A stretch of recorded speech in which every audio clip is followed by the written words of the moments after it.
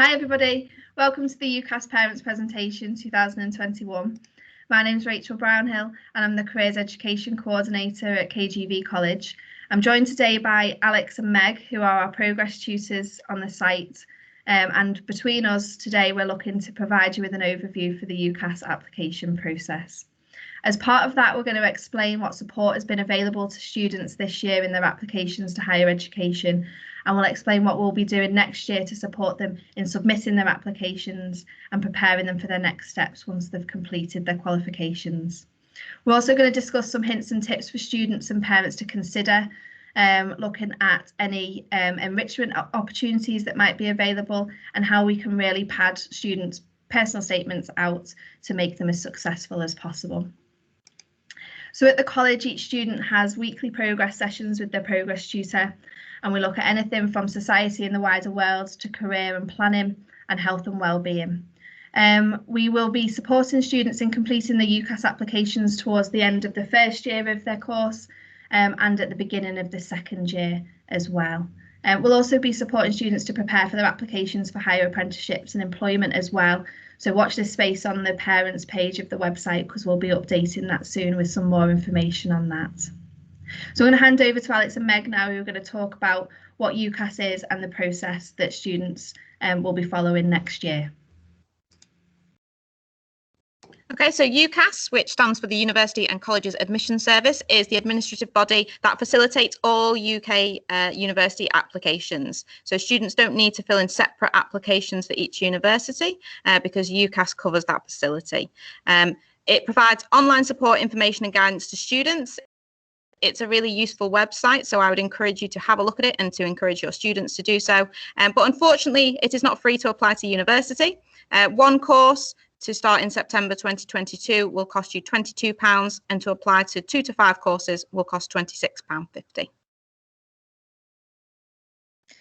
So to introduce the application process itself, students create one application for all the courses which they are applying for. So that goes up to potentially 5 different universities. The application form is split into different sections. So personal details, choices, education, employment, and personal statement, which we will touch on a couple of those sections a little bit later. Throughout the whole application process, we as the progress tutors support the students throughout. So we give them advice and guidance on how to complete all the sections correctly. Once all those sections have been completed, we then write a reference with information provided by the tutors, and we also put in the students' predicted grades. And then the application goes through a checking process before it heads off to the universities for consideration. Okay. The choices is a really important section of the application form. It's where the students put in the course and the university they wish to apply to. We've been discussing in progress recently all the different factors to consider when choosing both the course and the university itself. We have also advertised to students the Ucas Hub, which is a facility that Ucas provide where students can collate all their research, they can favourite courses, they can get access to the tariff calculator, they can make their own notes if that is something that would appeal to them.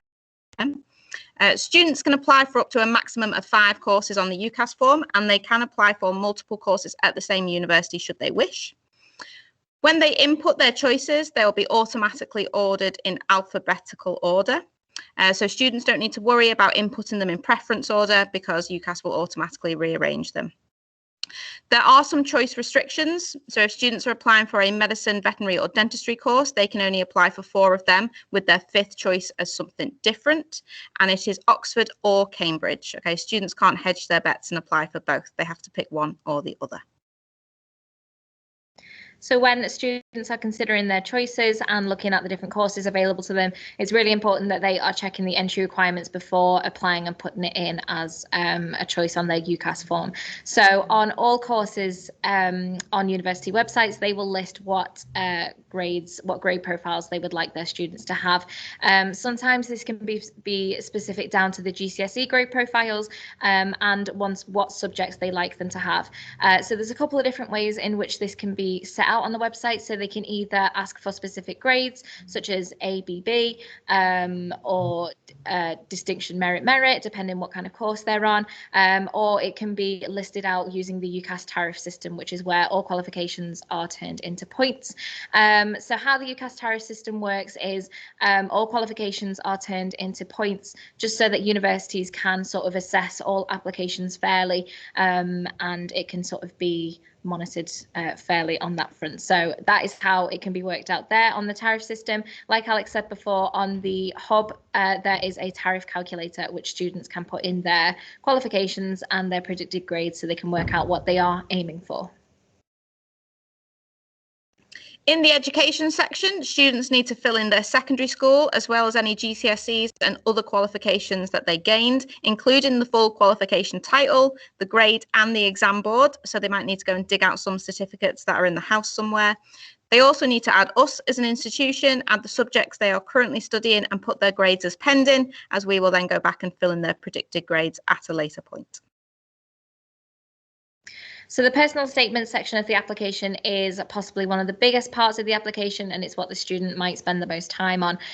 So the personal statement is a document where students basically advertise themselves to the university, and they talk about their personal skills and qualities and why they should be given a place on that course at that particular university. So throughout this time when they are writing the personal statements, of course, we as the progress tutors give them guidance and support throughout. So we tell them how to structure it, how to write it, some ideas of things what to include, and we support them right the way through this. So it's really their chance to market themselves and sell themselves to the universities, and why are they so passionate about what they are applying for. So one personal statement covers all of the choices, just as is the same with the rest of the application. So it's important that if students are applying for subjects which are a little bit different but have a common link, it's important that they are reflecting that in their personal statement and not mentioning any university specifically, unless of course they are just applying to the one university. It's an important part of the selection process, and yeah, it's important that students spend a lot of time and effort on their personal statements and getting it to be as good as it can be. The personal statement should be thought out, it should be planned, it should be written in clear and concise language. They don't need to start using words they wouldn't usually, words they don't understand what they mean. What they're trying to get across in the personal statement is their interest in this particular course, why they are suitable for it, what particular skills they've gained from both inside and outside education that will make them successful specifically on this course and more generally in higher education. Okay, so we encourage students to partake in wider reading, to attend any extracurricular virtual opportunities, so they've got a wide variety of things to talk about and to help demonstrate their interest in the subject outside of the classroom and beyond the confines of the curriculum. There is a limit to the personal statement. They can't just write on and on forever. So it is 4,000 characters, including spaces and punctuation, or 47 lines, or to translate that, it is roughly about a page of typed A4 on Microsoft Word. So once all that is completed, once they have filled out the personal statement and all the other sections, they can then go to the pay and send option. So there they can pay for their forms and then they send it off. So when they send it off, it goes to us here at college. It doesn't go to the universities yet. It comes to us so that we can then complete the student's reference and also put in the predicted grades. Okay, the reference is individual to each student. We spend a lot of time and effort reflecting the student personally within that document. It is a positive academic account of them and their personal skills and qualities. It is written by us, supported by their teachers. We take comments from teachers, as well as adding in any contextual information and any other relevant experience that maybe the student didn't have place or space for within their personal statement. We are happy to include anything that they ask us to. Students will be awarded or predicted a grade at the end of this first year, beginning of their second year, and that is the grade that they we will put on the form. So then what happens next, once we have completed the reference and once we have done our checks, it then goes to a couple of other members of staff within the college who then also do checks just to make sure that there are no tiny errors and make sure it is as perfect as it can be. Once that is all done and once it has all been checked, then it goes off to the university and we send it off to them on behalf of the student. So this can take a while depending on the volume of applications that we have at the time. So it is quite a rigorous checking process. So students need to have an awareness that we do have a large volume of applications every year. So therefore we have a lot of references to write and a lot of forms to check. So it's really important that students are meeting our internal deadlines so that they can guarantee that their forms are sent off on time and they are checked properly as well, and their references are as good as they can be as well. Okay, so the deadlines for this coming Ucas cycle: early entry deadlines, so any student applying for medicine, veterinary, dentistry or any courses at either Oxford or Cambridge. Our internal deadline for their application to be complete and paid for is Monday the 27th of September. This will ensure that we're able to process their form, to write their references and get everything sent by Friday the 15th of October at 6 p.m. For any students applying for any other courses, the internal deadline is Monday, the 22nd of November. So again, when we anticipate that they will have completed their application, they will have a good personal statement that we have seen a few times and that we have approved, and then pay and send their application. Again, this is giving us the time and the opportunity to process that large volume of applications and to ensure they are all sent by the external deadline, which this coming cycle is Saturday, the 15th of January. That's only because it's always the 15th of January. So we obviously at college need to ensure that everything is done by the time we finish on that Friday. After submitting the application, students can then track its process progress using Ucas Track. So they will have a Ucas Track login. They can check and see when their offers come in, what their offers are. Okay. It is through this facility that students will then choose their firm and insurance choice once they get to that point. Okay. Students are supported individually to respond to their offers should they need it, and to prepare them to the next steps for university as well. So just some additional points to note.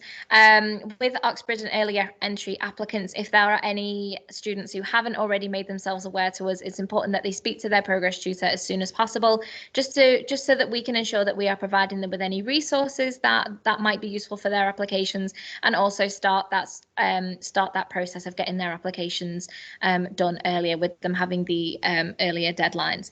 Sometimes with most early entry courses, there will be some form of admission tests.